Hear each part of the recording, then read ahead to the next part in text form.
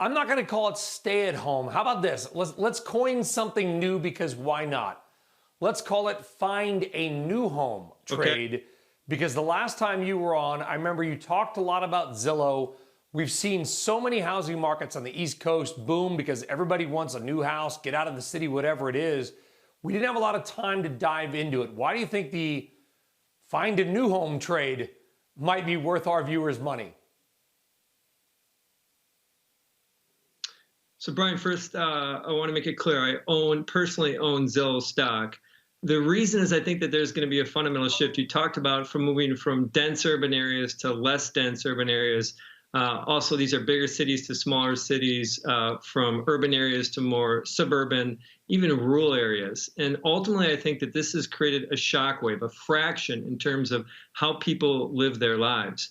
And so then why Zillow? Zillow is essentially started with something as simple as the Zestimate, which is surprisingly accurate, and taken that and parlayed that into what is over or almost 200 million monthly active users in the US. So that compares to Facebook monthly active users of 220 million. So this is a platform that is formidable. Unlike any other real estate platform, that is good. The fact that they're driving top of the funnel and this engagement as people think, look about moving, also just their curiosity about what their home is worth. But what is more important is where the company's going longer term, and that is capturing beyond just the sales lead revenue opportunity, the advertising revenue. They want to start to disassemble and then reassemble the real estate process. Of course, we know that Zillow is trying to make offers, essentially take some of the friction out of selling a home. That is a capital intense and has worried some investors about capital risk. But ultimately is those companies, those big companies, companies like Zillow, that can take on this risk, and ultimately, I think it's a big opportunity. Yeah, I mean, listen, people have tried to take on the real estate payment structure for a long time and pretty much failed at it. It sounds like you're pretty much convinced that Zillow might be able to break in just a bit. You mentioned Facebook as well. Do you think Facebook shares have seen their highs? I do, Brian. I think these are fairly valued.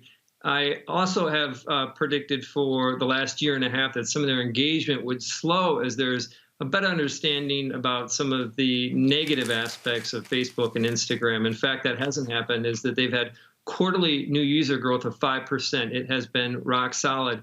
The reason why I think that ultimately is that the shares are near its high levels is that going forward, ultimately, despite its incredible reach, 2.5 billion monthly active users, there's 7.5 billion people in the world, despite this massive reach, is that it's still an advertising company.